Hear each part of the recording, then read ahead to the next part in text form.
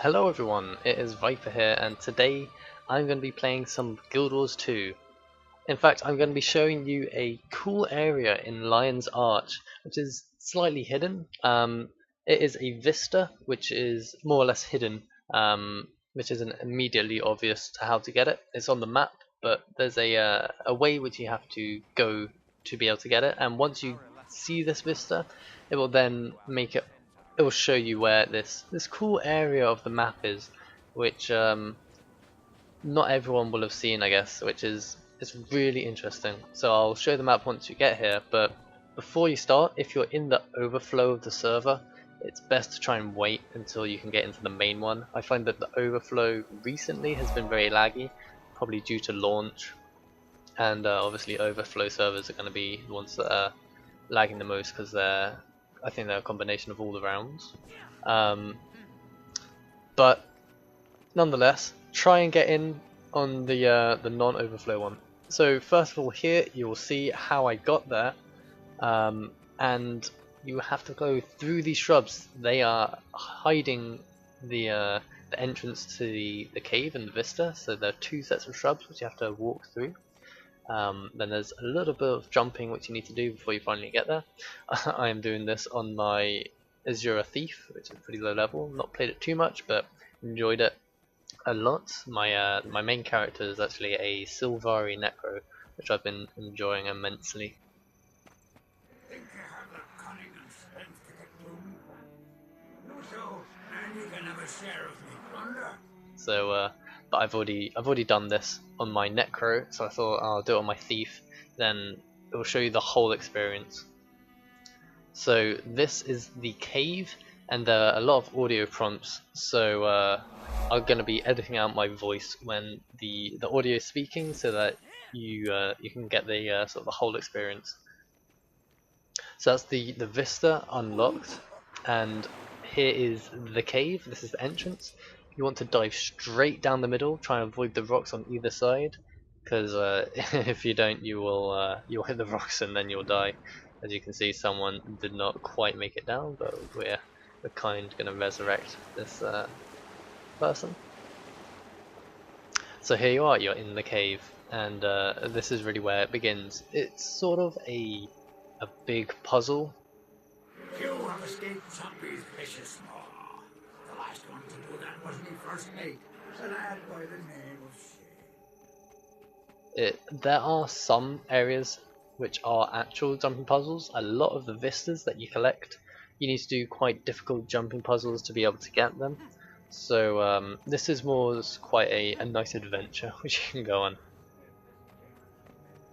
So you will be guided through this this cave by that orb which is floating around talking to you, kind of piratey kind of fella, which is always great. This way, if you want to escape without your fingers and toes. So there's in the Azure, I think 1 to 15 area, there is a jumping puzzle which you can find. It's sort of hidden in a similar way to this, maybe a bit easier to find. This ain't the way at all. So remember this dead end, for soon he may be dead, and at your end.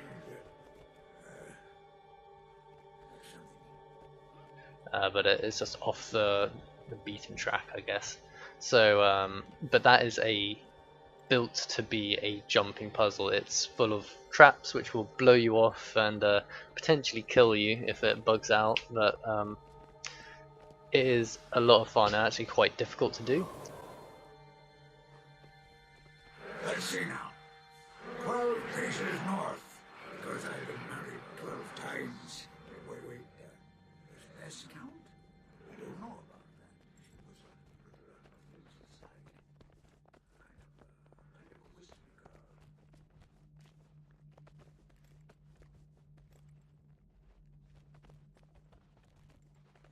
was a 8 paces west, because Chompy nearly ate me when I first tamed him. Are you laughing? Anyway, I will be doing a fair amount of PvP, which I will definitely be doing. I need to get an external hard drive ready to fit all this Fraps footage, which I'm going to be recording, so there's going to be some PvP coming up, and the dungeons. When I get to level, I will be doing dungeons as well. We go left here because old Shane had 6 toes on his left foot. Or was it 6 fingers on his right hand? So I'll record the dungeons, play through them, and hopefully they'll be good fun. The dungeons, I think the first one is at level 30, Ascalon Catacombs, I think it's what it is. My max level, well, my highest level character is only level 22, I think, 23 maybe. Oh, you're still with me, eh? Not bad, Buttercup. Perhaps you are worthy of sharing in these spoils. Might not be wrong. I haven't actually leveled one character very far, so that's kind of holding me back. I might just try and focus a bit more on my Sylvari. Anyway, as we're going along, the orb is saying, telling us different stories, leading us in the wrong direction and forgetting the way and correcting us back onto the path. So this little bit is a mini jumping puzzle which is coming up. Some nice water, a little waterfall, but you will be jumping on some of these stalagmites, and as you can see there's a floor beneath you even if you mess up the jump. A bit annoying camera work, apologies for that the camera keeps on zooming in. I think it's a something comes in between myself and the camera, which means that the camera has to zoom in so that it isn't going through a wall. Now this is sort of where the lag sort of kicked in for me, and a char. I managed to catch up with a char, and he did take up quite a lot of the camera space, so that was slightly annoying. I had to try and lose him at some point, but it started getting laggy. He does say inch through this, be very careful. Should be careful. These do knock you down, give you put the bleed condition on you, and they will do damage. But it's pretty hard to die by them. As you can see, I'm trying to cheese my way through, but I already knew you can't teleport from one platform to another if they're not connected.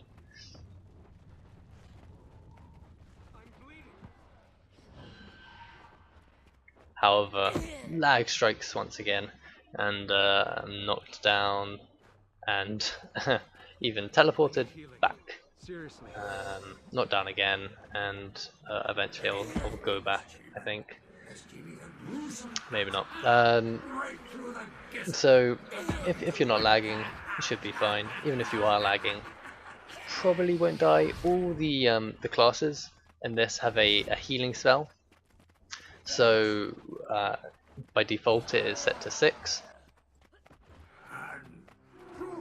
Now, wait, where are we? Oh, I see.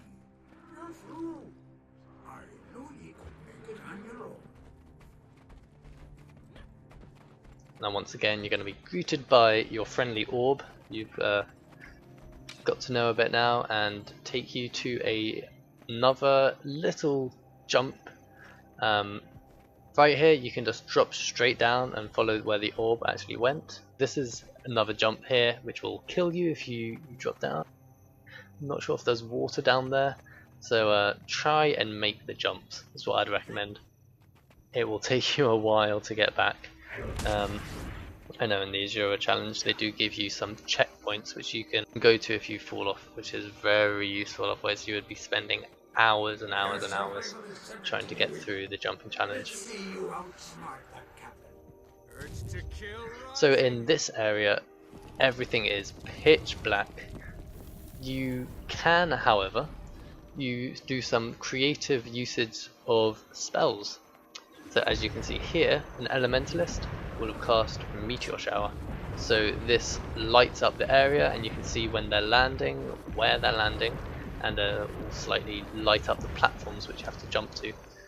Another useful tip is if you have any spells which you can cast on the ground, they will bring a reticle up. So I'll show you now. you can bring up this reticle and you can actually slightly see where the platforms are. I've got a bomb which I can fire out, which will also light up the area. It's getting a little bit of lag at this point, so you can actually make the bombs detonate in front of you, and then it will give you a bit more light. Randomly, when I was going through this before, it did light up completely, so I wasn't 100% sure why that was. I think it may be you can trigger something. So there's the orb up there. Alternatively, you can increase the brightness on your monitor to kind of cheat it. You can increase your brightness or increase the gamma in the graphics options of the game. So, but I think this is a much funner solution. You're using in-game mechanics. There's another use for spells other than just killing. We've come to the final test. The dead man's prop. Before I trust ye to share me plunder, ye will have to trust me. Two of these holes lead to instant death, and one will bring ye to me treasure. But how will ye choose? Just remember where ye are, and that will be your answer. As you can see, that the orb is telling you, remember where you went in. What it looked like was the one on the very right, that open mouth, and you drop down through here, land in water and survive, hopefully. First time I did it, I managed to die somehow when I jumped through the safe option. So here you are, you have completed it. You have completed this trial, and you will be rewarded with a small chest. You might get some loot, which is good for you, and here is the ghostly pirate. So you will get the chest. I think you get an achievement as well. You may have found the treasure, but you'll never escape this chamber to spend it. Hope you brought a deck of cards. Starvation takes a while.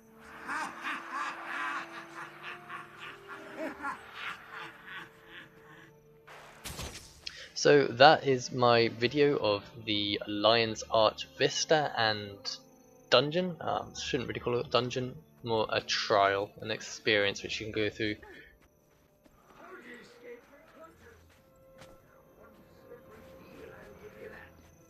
So much to do.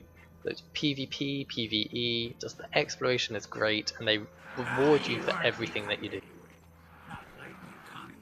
Well, she won't exactly be tight either. Not like me, Kirsten. Now that one could cook. But then she'd go sharing up biscuits all around town while I was out at sea. Then there was me, Heather. Oh, sweet Heather. Blown overboard in the storm.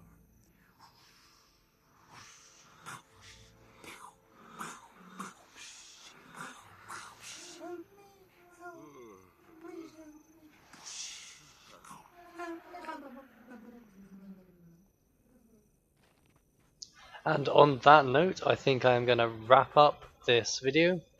Here you can see the first mate Shane, Six watch over you. who was talked about before by the pirate, and you can get some karma rewards. Anyway, I'm going to wrap it up. This was my guide to this trial. Hope you enjoyed it. I'll be bringing more videos out soon, some PvP, some jumping trials, much more. Anything which I think is interesting in the world, I'll be making a video of it and trying to edit it down, put it on here. So hope you had a good time watching it. Please leave a comment if you want to ask something or say anything. Feel free, and take it easy, and I'll see you next time.